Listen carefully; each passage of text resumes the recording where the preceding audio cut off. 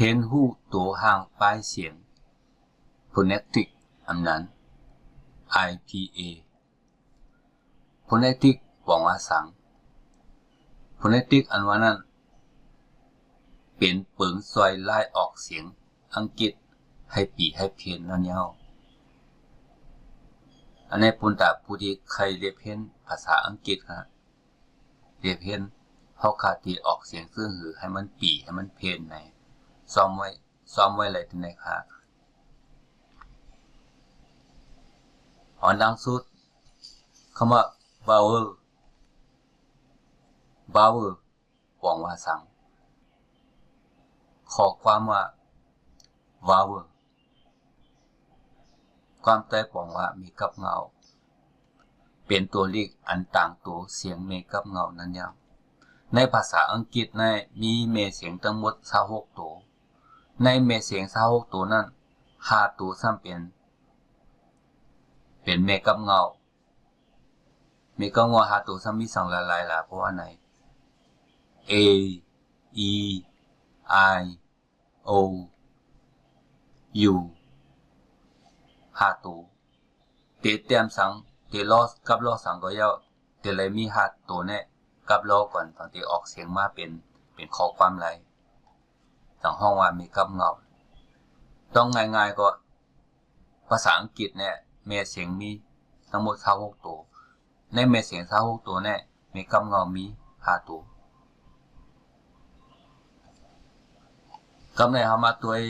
เมกับเงาเสียงเดียวเนาะอันนี้เป็นเมกับเงาใน phonetic นะตาเฮาตีออกเสียงอะไรให้ปีให้เพี้ยนนั่นเฮาคามาเรียเพี้ยนในเมกับเงาเป็น phonetic เนาะอันตั้งสุดเฮามาตัวเสียงเมกับเงาเสียงเดียวกันก่อนว่ามันมีเสียงทางหลายๆเนี่ย E E E E U U Oo Oo E E A A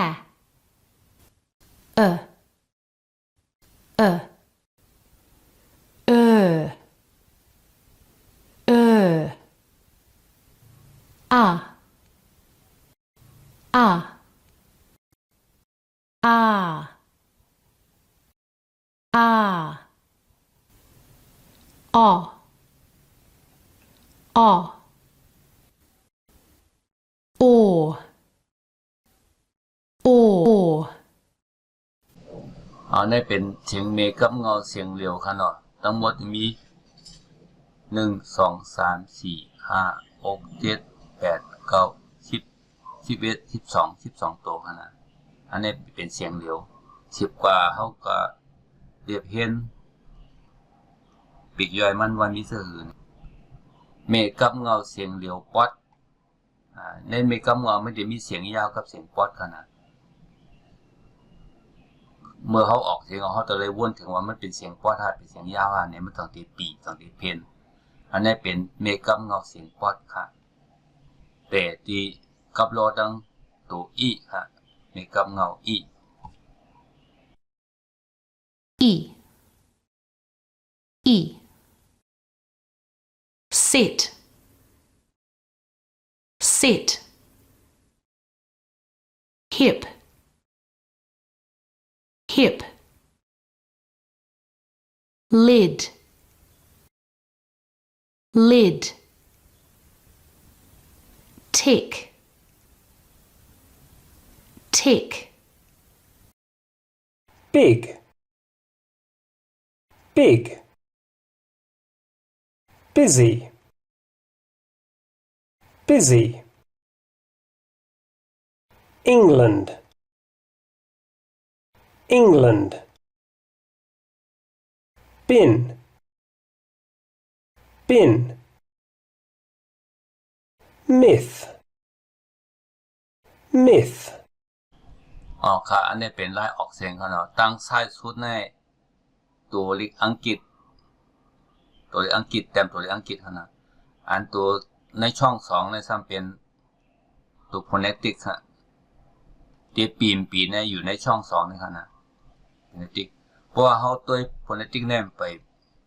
ปเรียนไปหมอเนี่ยก็เขาก็ตัวเสียงอีกใต้ค่ะช่องสามในเสียงตั้งลองออกเสียงภายใต้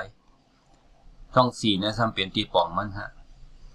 พอยามมาเรียบเพี้ยนเนี่ยเขาก็ถ่อมน้ำให้มันลื่นหูเท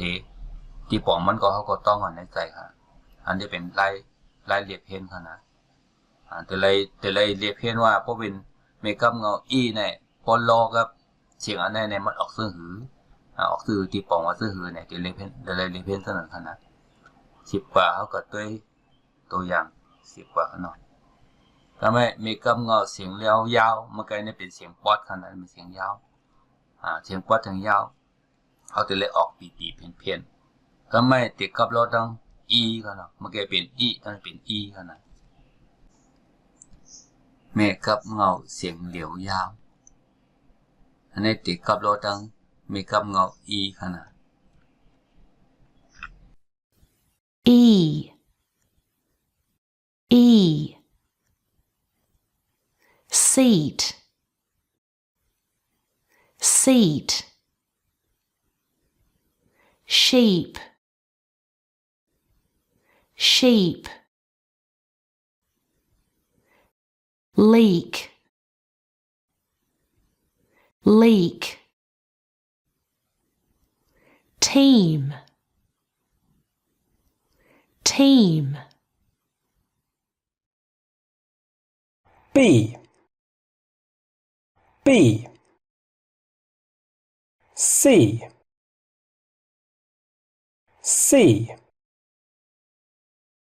beach, beach, ski, ski,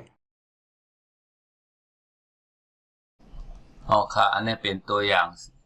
เมกัมเงาเสียงเหลียวยาวเขาเนาะพอถอนไปดีๆเนี่ยมันดิดเปิงกันอีกนะให้มาถอนไปว่าเสียงพอดออกเสียงซื่อหือเสียงยาวออกเสียงซื่อหือเนี่ยจะเลยต้องกันครับอันที่ให้ตัวง่ายๆเลยเพราะว่ามีอันจำนาสแนนนั้นเป็นเสียงยาวหมดขนาดเพราะมีจำนาเนี่ยเป็นเสียงพอดจำต้องเท่านั้นก็เลยขนาดพอถอนเสียงมันนำเททำด้วยที่บอกมันป้ามันจะเลยทั้งเสียงซ้อมเลยทั้งตีป่องซ้อมนี่เลยถอนมันน้ำติ๊กเนี่ยมันก็จะเลื่อนหูกว่าเขาก็จะเลยล่ามเสียงมันว่าตัวไหนออกตัวไหนเพื่อกับซ้อมเท่านั้นครับเพราะว่าใครขึ้นใหญ่ไม่สูงเนี่ยใครหมอตัดความปีเพี้ยนเนี่ยครับจะเลยเรียกเพี้ยนด้วยนะครับเอาค่าไม่สูงค่ะ